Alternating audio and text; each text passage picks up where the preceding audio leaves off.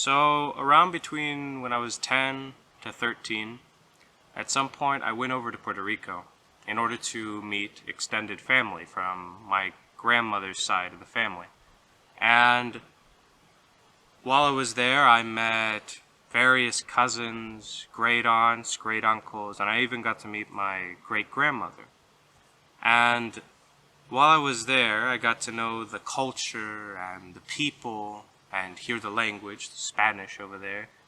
And more than all that, I got to experience the nature, which was just endless coastline, or at least island coastline, beaches. I got to experience my first earthquake there, and I also got to see the jungles, the rainforests of Puerto Rico, which the main one, or the big one that I remember particularly was El Yunque, which is one of the most important jungles of Puerto Rico. And everything there was absolutely beautiful and precious to me.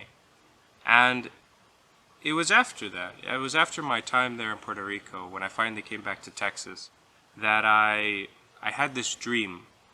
And this dream was one of the few dreams that ended up being like a sort of precursor to my writings, to my stories and my poetry. And this particular dream I've always called Red Thumb. And so the dream starts off like this. It begins in a sort of mist. Everything is kind of misty and flashing through, so there's no particular forms here. All I know is the voices and the noises, wherein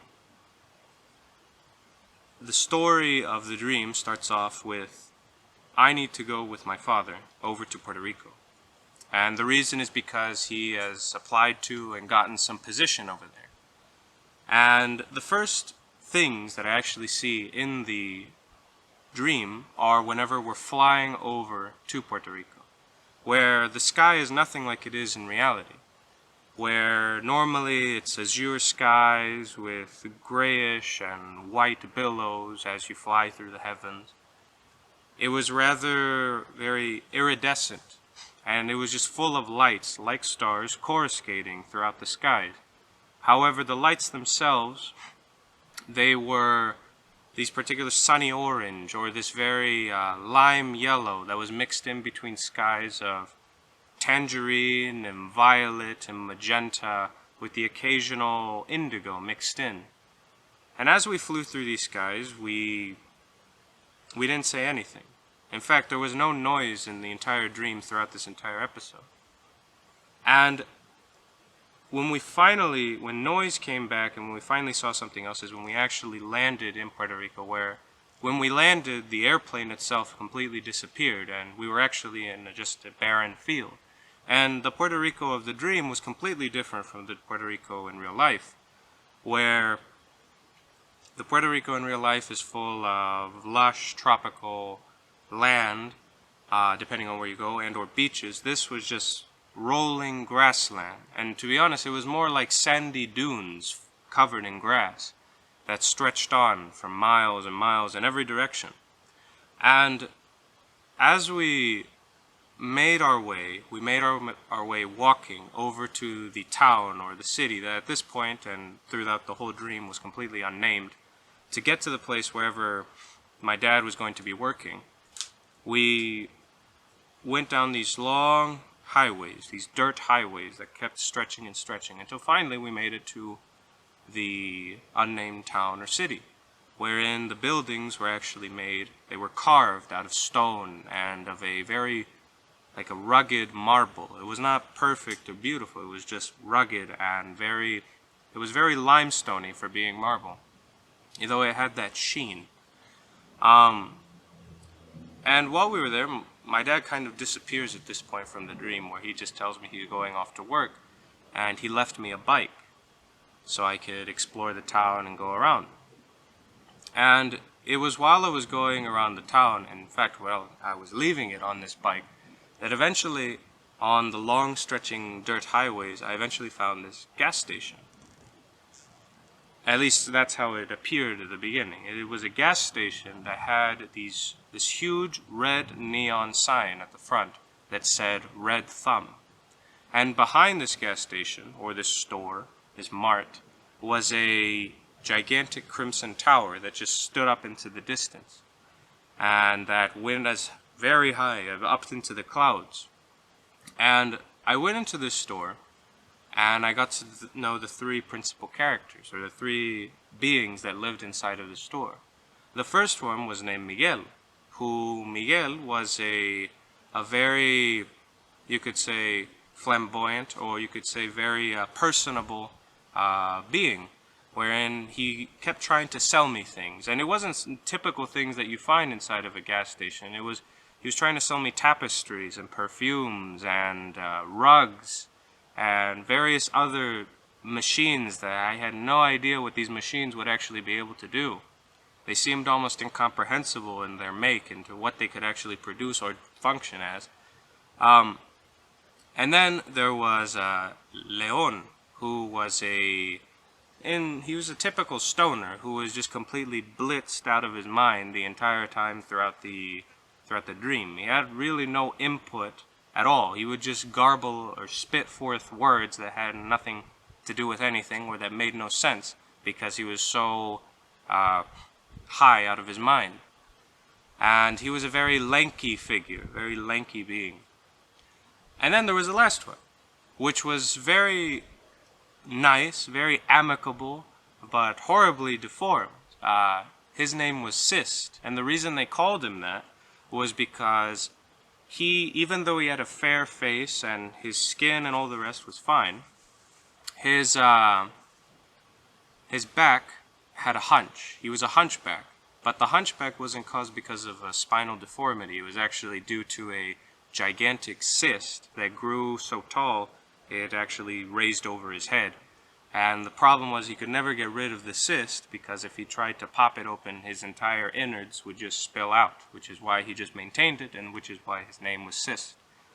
And when I first met them, I was completely enchanted by them. I really liked hanging out with them. Being around them, they were extremely friendly beings. They were extremely friendly entities. And sadly, I would have to leave at the end of every day to go back to the town and then come back. And it was over a few weeks of time just going back and forth, coming back to meet them and chat with them, and even them showing me how to do things within the store. And I basically became one of their employees, but I wasn't getting paid. I was doing it for fun because every time that I went into the store it would slightly alter and change because Miguel was always trying to sell new things every single day. New items that he had, or inventions that he had come up with, or things that he had acquired.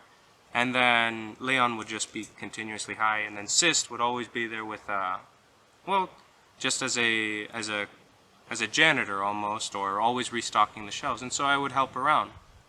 And slowly but surely, they started to show me all of the gas stations, show me how things worked, and I became an employee. And then they started to show me the tower that was in the back. And as we would occasionally enter the tower, and at first, the very first time that I entered that tower, it was just completely dark. Like there was nothing in there. Like it was just one gigantic empty tower that had nothing but darkness in it. And it wasn't particularly scary or ominous, it was just empty. It was just an empty vessel.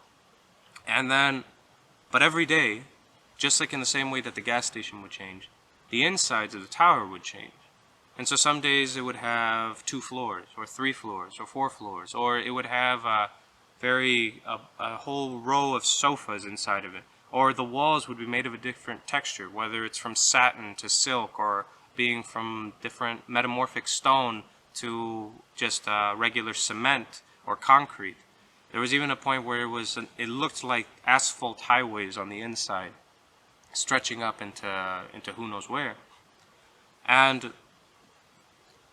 as the dream continued on, everything became brighter and brighter, as in all the look and appearance of everything continued to shine and continued to have this glistening quality, till towards the end of the dream, one of the last few times that I went, it almost became a blinding light.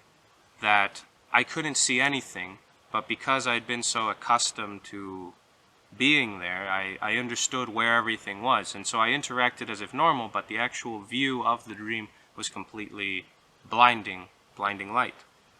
And the last instant of the dream that I recall is, it was the last day that I had gone, and all of the light, all of the brightness of the dream was almost shed for the last day. It was gone, and it was back to the regular tones.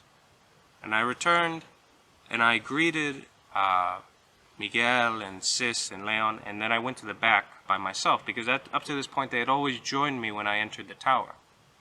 And when I finally entered the tower, this time by myself, and actually at this point it had transformed into a staircase, a continuous zigzagging staircase all the way to the top, which the top is completely, well, out of view. It was like looking up into outer space. And I decided that I wanted to go up. And so I started stepping, going up and up and up and up through all the staircases, until at some point, smoothly, really almost gracefully, in an absolute state of bliss, I passed through from the dream into the real world.